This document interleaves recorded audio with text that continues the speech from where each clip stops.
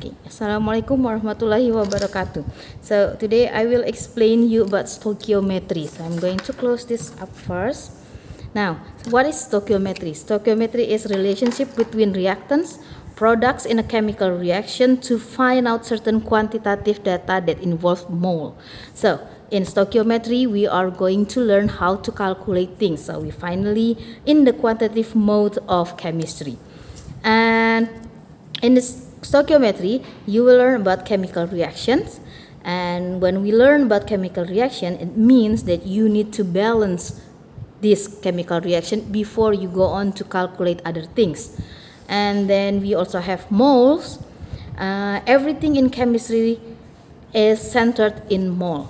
So what is mole? Mole is the unit for everything chemicals. Like for example, if you want to measure height, you're going to use meters. If you're going to measure weight, you're going to use kilogram. But in chemistry, you are going to use mole. And then to calculate mole, you need mass. You can also use mass. You can use volume. You can use amounts of particles. And you can also use molarity. These two are some things you are going to learn in chemistry, amount of particles and molarity. Now, moving on to chemical reaction. So in chemical reaction, we have something called reactants and product. So reactant is before reaction. So you have A plus B. They are going to react and create C and D. C and D is considered as product.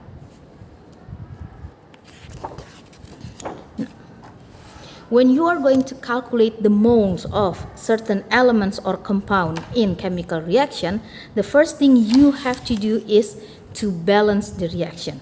So how do you balance a reaction?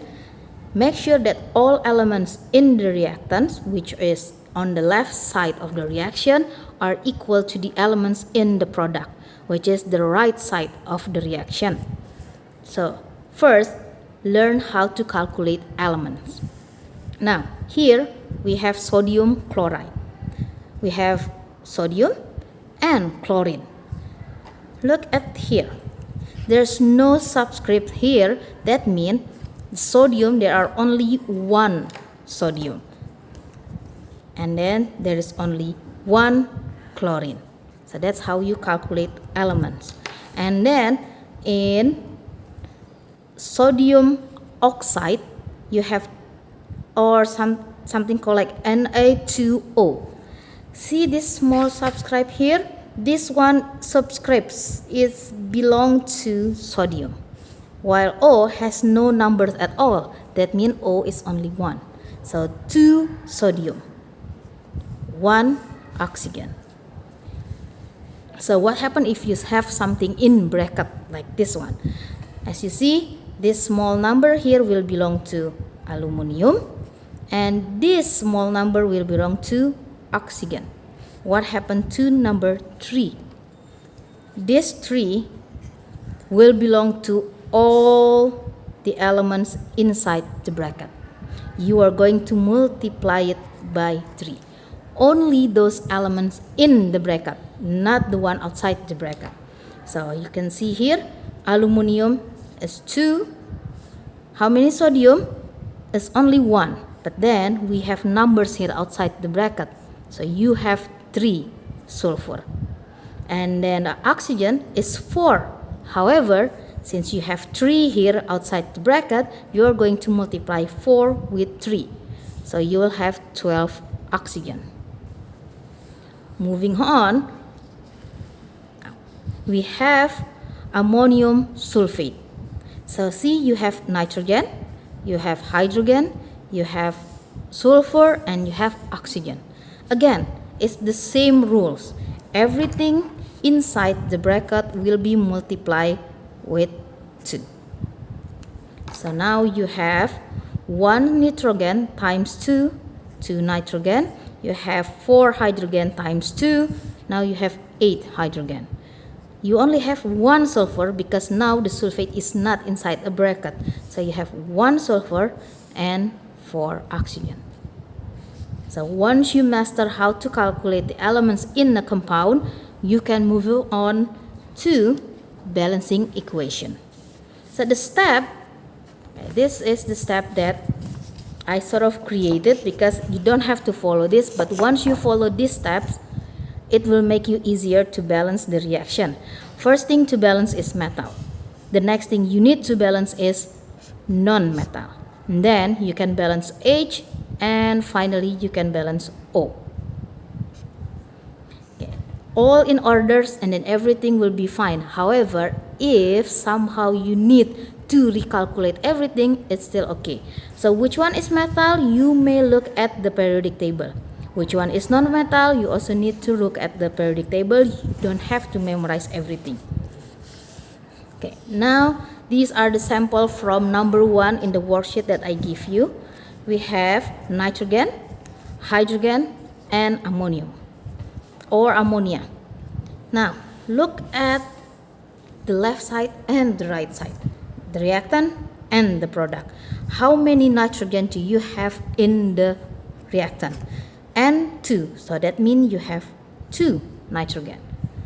Meanwhile, on the right, NH3, you have 1 N. 2 and 1. These 2 nitrogens are not in balance. So to balance them, you need to multiply this N. Multiply by 2. So now you will have equals amount of nitrogen. What happens once you have balanced it? Put these 2 here.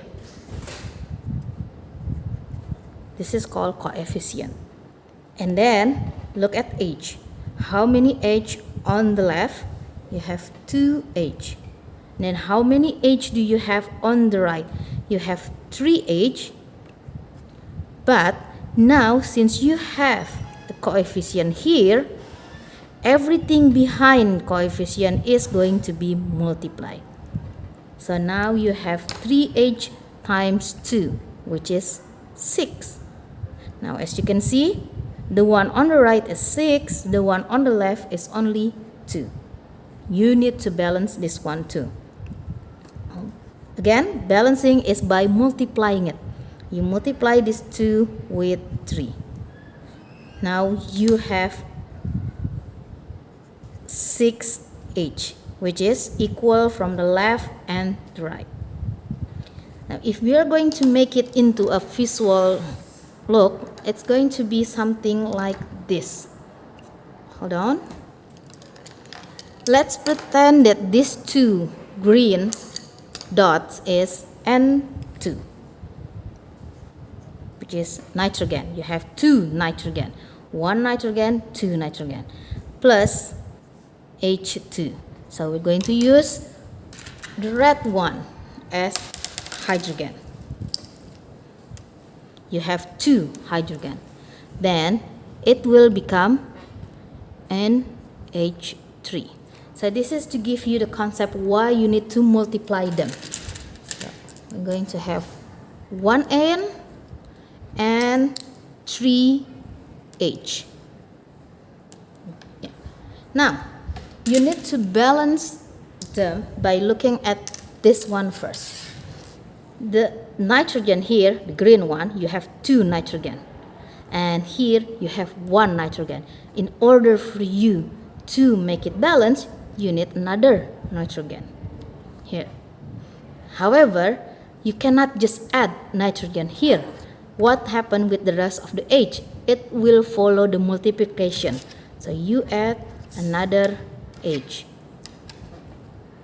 So now you have 2 and H3. Can add here 2 and H3. Now we have balanced nitrogen. What happened to the hydrogen here? Look at the hydrogen. You have 2 hydrogen in the left side and 6 hydrogen on the right side. Remember, all the elements on the left and on the right have to be in the same amount. So in order for this 2 to be 6, we multiply it by 3.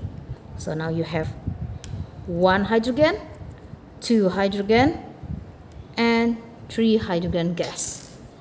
Now you put 3 in here. So if you look at the amount of element, it looks something like this. So we're going to take this away, and let's try something a bit more difficult. So we have silicon hydride, oxygen gas turns into silicon oxide and water. Now this one will require you to move back and forth to make them balance. One is looking at silicon, which is metalloid, and also looking at another silicon.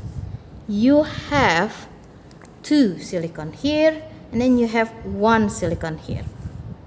So in order to make them balance, you need to multiply by 2. In which part? Of course, the one with smaller number. Times 2. Again, you put this in here. This is already equal now. What happened next is the H.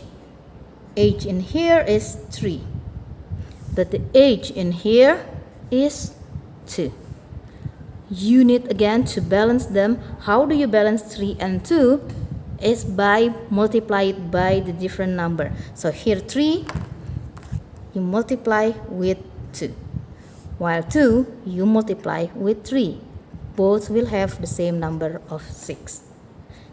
Then put this number here, 2, and this one is 3. But then, as you can see, the number of silicon change. Then before you move on to oxygen, you need to change the silicon first. So this one now is multiplied by 2. You have 4 silicon. You need to multiply this by 2 to make it 4. Scratch this one. Now you have 4. Next is oxygen. Oxygen on the left is 2. Meanwhile, oxygen here, you have 4 times 2, which is 8. And then 3 times 1, which is 3. So you have 8 plus 3. And this one is equals to 11. Now, how do you multiply 2 into 11? You can do something like this to make it easier, is multiply with 11 per 2. This is simple math. 2 times 11 divided by 2 is going to be 11. You put this one here, 11 per 2. However, we don't use something like this in the balancing. So you need to multiply everything here by 2. Now, the final equation will look like this. Plus O2 become O2 plus H2O. You'll have 2 times 2 is 4. 11 per 2 times 2 is 11. And 4 times 2 is 8. 3 times 2 is 12. Now, let's make sure that everyone is already balanced. You have 8 silicon, 12 H, 24 H. No, something is wrong here. Hold on. Okay, hold on. I miscalculate. 3 times 2 is 6, not 12. Sorry. So again, 4 times 3 is 12. 6 times 2 is 12. 11 times 2 is 22. And you have here 8 times 2 is 16. Plus 6 times 1 is 22. So all is already balanced. Now, make sure you have never, ever changed the compound. For example, if you have silicon hydride like this, okay, I will find something else like sodium hydroxide. It looks something like this. But then you need to multiply oxygen into 2. You are not allowed to change this into something like this. If you need to multiply them, then you have to put them in front of the compound. So the only thing you may change is the coefficient, which is the number in front of the compound or elements. Okay, I hope you understand, and please work on the worksheet. You have 30 equations to work on, and we will discuss the answer next week. Assalamualaikum warahmatullahi wabarakatuh.